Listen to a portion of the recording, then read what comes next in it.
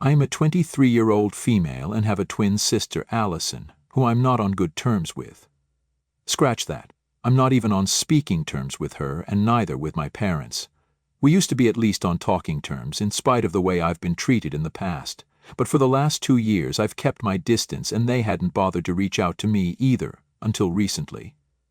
Allison is 12 minutes older than me, and by default, the golden child because she's older. My parents only wanted one kid, because that's what they had planned for. And they didn't have the means to raise two, but by the time they found out it was too late, and Mom didn't want to risk anything. I found out about this around the time I was in high school, from my drunk uncle at a Thanksgiving party. And that was pretty much the day I stopped trying to win my parents over. They'd done the most natural thing somebody in those circumstances could do, gave birth to 2 kids, and decided that only one of them would be loved. That happened to be Allison, and not me. Right from when we were kids, this sibling rivalry between me and Allison was insane. Everything she could do, I'd try to do better just to impress our parents, but they just seemed to hate me more for outdoing their golden child. And I'll be honest, Allison really wasn't interested in being better than me.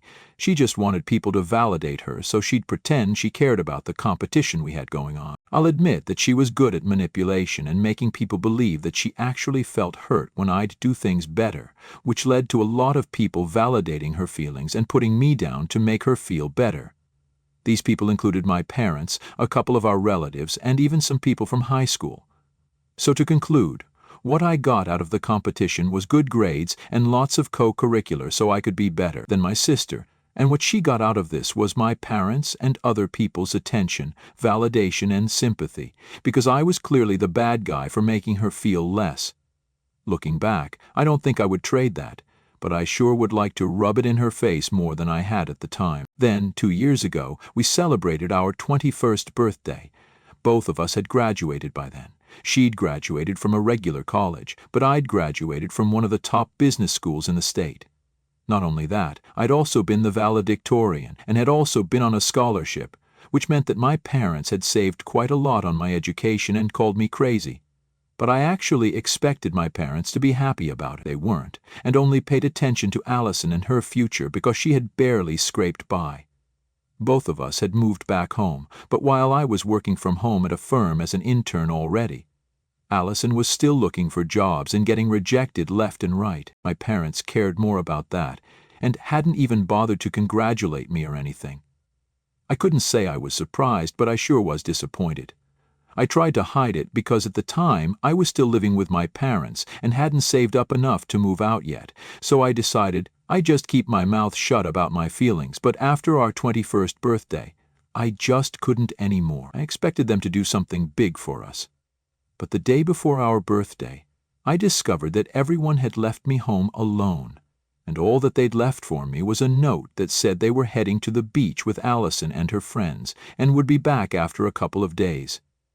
I still remember being absolutely shattered when I read that note, because they'd taken Allison and her friends on a beach trip, while all I got was a happy birthday note and a $50 gift card. A lot of things had been unfair about my childhood, but that was where I drew the line.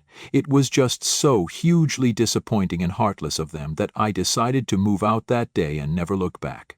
I had a couple of friends who were willing to let me stay with them until I found a place of my own and could afford it, which wouldn't take long because the firm I was interning at was probably going to hire me after the internship was over. So I just needed a place to live for 2 months at most.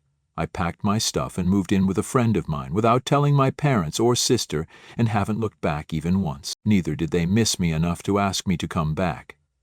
They did call me on my birthday, the day after I moved out, but not to wish me.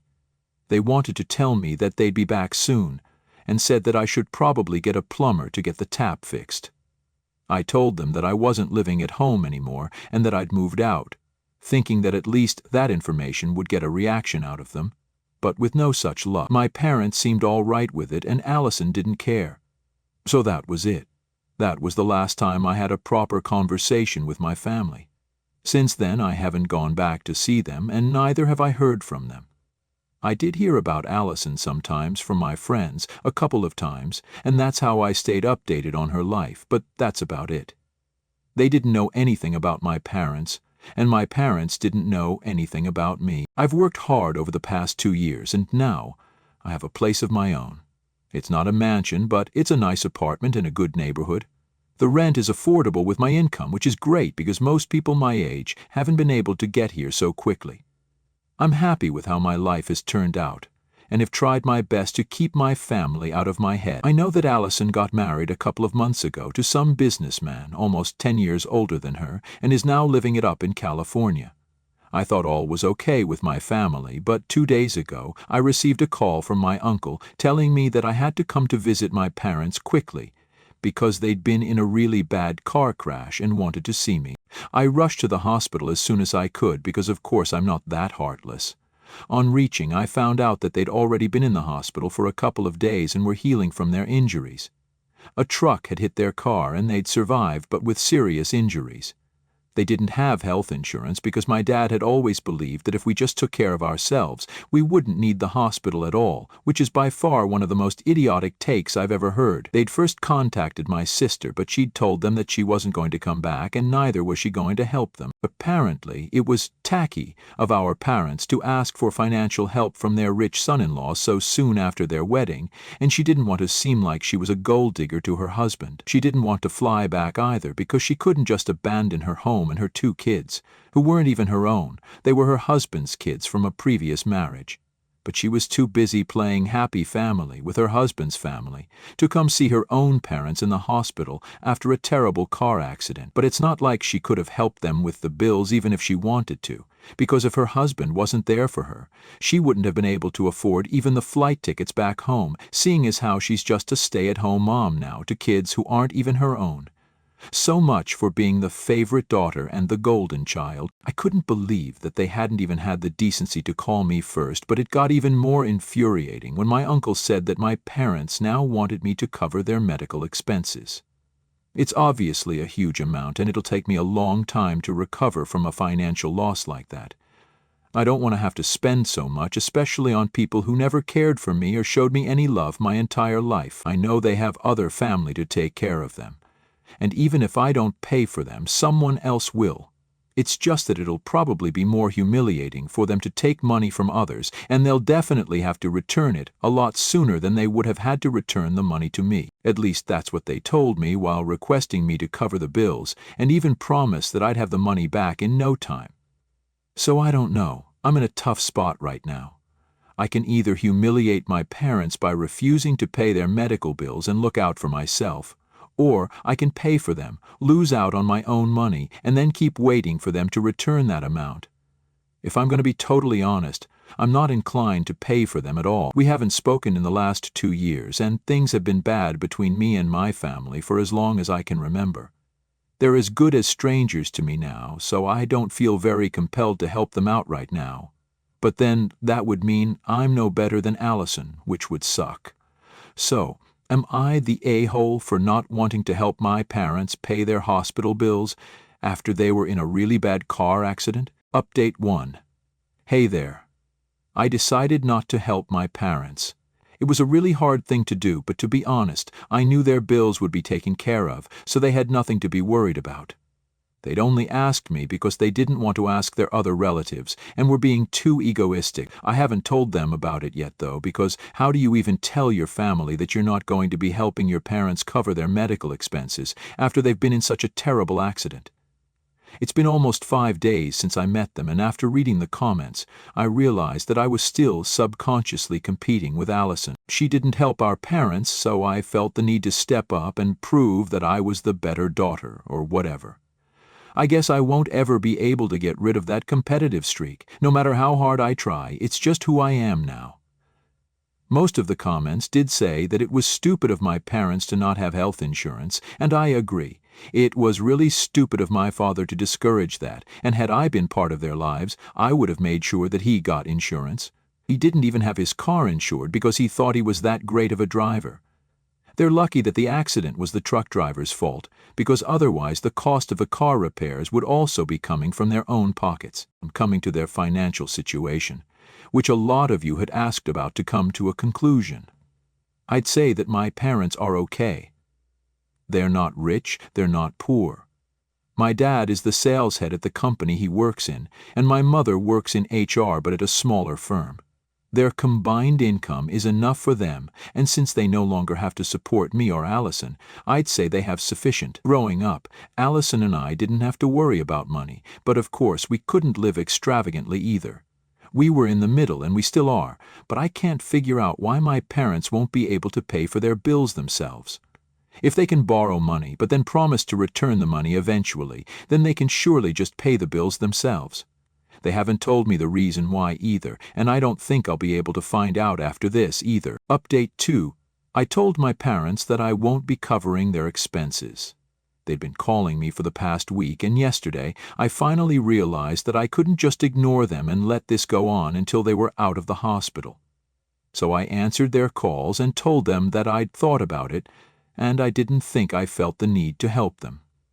As expected, they didn't take it very well and were very angry about it. My mom totally tore into me and yelled at me as loudly as was possible for her with her broken ribs, called me ungrateful and stuff, the usual. My dad just told me that I was no longer their daughter and disconnected the call after my mom was done yelling at me. It didn't hurt the way I'd thought it would, because I hadn't been their daughter for a really long time. I mean, I can't even remember the last time I felt loved by my parents. And they hadn't spoken to me on purpose or checked up on me for 2 years just because I'd moved out after they'd ignored me on an important birthday. So I'd never had parents anyway. I'm just going to lead my life the way I was for the last 2 years and probably even before that. This doesn't make that big of a difference to me like my parents had thought it would, unfortunately. My uncle did call me after the phone call with my parents to give me another earful, but I hung up after the first couple of seconds because I didn't need this from others too. They could think whatever they wanted about me, it just didn't matter to me at this point. My uncle then texted me to inform me that they still had another family to arrange the money from, and that since it had come to this now, my parents had decided to use the money from the fund they'd set aside for our wedding. They'd already blown more than half of the wedding fund on Allison's wedding, and whatever little money they had left after that they'd spent on a Europe trip. Which is why now they barely had any savings left, and that's why they couldn't pay for themselves. So that's one mystery solved. Of course, my uncle had told me everything to make me feel bad, but all it made me feel was relief that I hadn't spent my hard-earned money on my parents' bills. They'd spent their own savings irresponsibly, and that wasn't my fault. Their not having insurance because of their own delusional beliefs was also not my fault. Now they could borrow money from their relatives or go to hell, but I wasn't giving them anything. They weren't entitled to anything that of mine anymore, not my time and definitely not my money. Update 3. Hey, so something really weird happened today, and I need to get this off my chest. I haven't been able to tell my friends about anything that's been happening with me because most people I know right now haven't known me for long. And I don't think I want to reveal anything about my history with my family to these people right now. So Reddit is all I have. Anyway, it's been almost 2 weeks since I last spoke to my parents, a couple of hours back. Around the evening, Allison showed up at my place, and I was surprised by her sudden visit. Firstly, because I didn't think she'd know where I was living, but one of our old friends from high school told her the neighborhood I lived in, and she did some asking around to find out where I was, which was a lot of effort for her to undertake to meet me of all people. She also looks and acts very differently from what I remembered. She's become more refined and sophisticated, I think, and that's been a huge difference. Because earlier she used to talk like she was still in high school, but now she sounds more ladylike somehow, and even behaves better. Her way of dressing has changed, the jewelry she wears has changed, and even her makeup. It actually felt like I wasn't even talking to Allison today. Everything about her has aged all of a sudden, but one thing that hasn't changed is how she is a person. I guess you cannot put makeup on your heart and tell people to call it Mrs. Davis like she did with herself. Her personality and beliefs haven't undergone any renovation for sure. I let her in after she knocked at my door, and I was really surprised to see her. But I was also curious to know why she'd come by, so I decided to talk to her.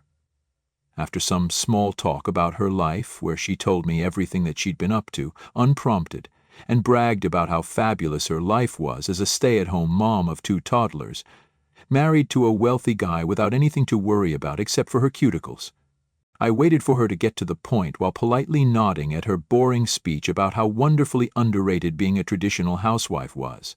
She was even advising me to do the same, so I really couldn't wait for her to finish talking about irrelevant things and get to the damn point, which she did after about 15 minutes of talking about her life. She told me that she'd come back here on her own because our parents had apparently been begging her to come see them after the accident. They didn't want her money, but just wanted her to be there for them, and so after 2 weeks she'd finally come back, and figured she'd come to see me too, so we could bury the hatchet. So far, so good.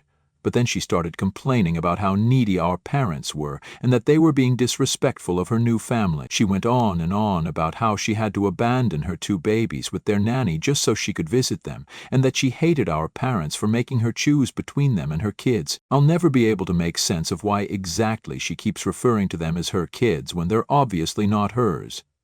She'd told me a lot about her marriage and her husband, even though I hadn't asked. And from what I'd gathered, the guy she'd married had probably only married her to increase his chances of getting at least partial custody of his kids, which he did, but she thought that he actually loved her or something. He'd been in the custody battle for quite some time now, and since he was a full-time businessman, he didn't have enough time to spare for his kids. His ex-wife was using that against him, but then he announced that he was engaged and was getting married as soon as the divorce came through, and that tilted the scales for him.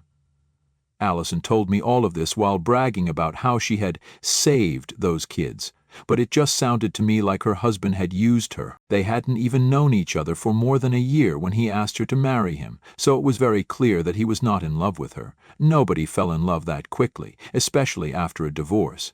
But she seemed blissfully unaware of it. Or maybe she knew that he didn't, but was willing to look past that because of the huge bank balance and was okay with being a glorified nanny to her husband's kids. In addition to that, she was mad at her own parents for wanting her to be by their side after they'd been in a really bad accident, because that was somehow taking away from her time with her new family, which comprised a husband who probably didn't even love her much, and 2 kids who were not related to her at all and were doing just as fine with their nanny as they were with her. If the word ungrateful ever had a face, it would be Allison's. I'm no fan of my parents myself, but honestly, when she was talking to me about how they were being too needy, I couldn't even believe that this was the girl they'd rejected me over and over again for. Then she got to the point of her visit and told me that she'd be leaving in 2 days. She'd promised Mom and Dad that she'd stay for at least a month, but she claimed that she was already bored of listening to them talk about the accident and how they'd had the worst experience of their lives for the umpteenth time and needed to get back home soon. So now she wanted me to reconcile with them and take her place, because she didn't want to feel the guilt of knowing that she'd abandoned her parents when they needed her to be there for them. She didn't know that they'd cut me off yet again because I refused to help them with the bills, probably because they don't talk about me or even think of me, so they didn't bring that up with Allison. She was here because she wanted sympathy from me, because she'd had to deal with our parents and had to abandon her family, and now wanted to use that sympathy for her own gain and make me step into her shoes and become our parents' emotional support, because she didn't feel up to the task. It was just classic Allison manipulation, but I knew it all too well and didn't fall for it.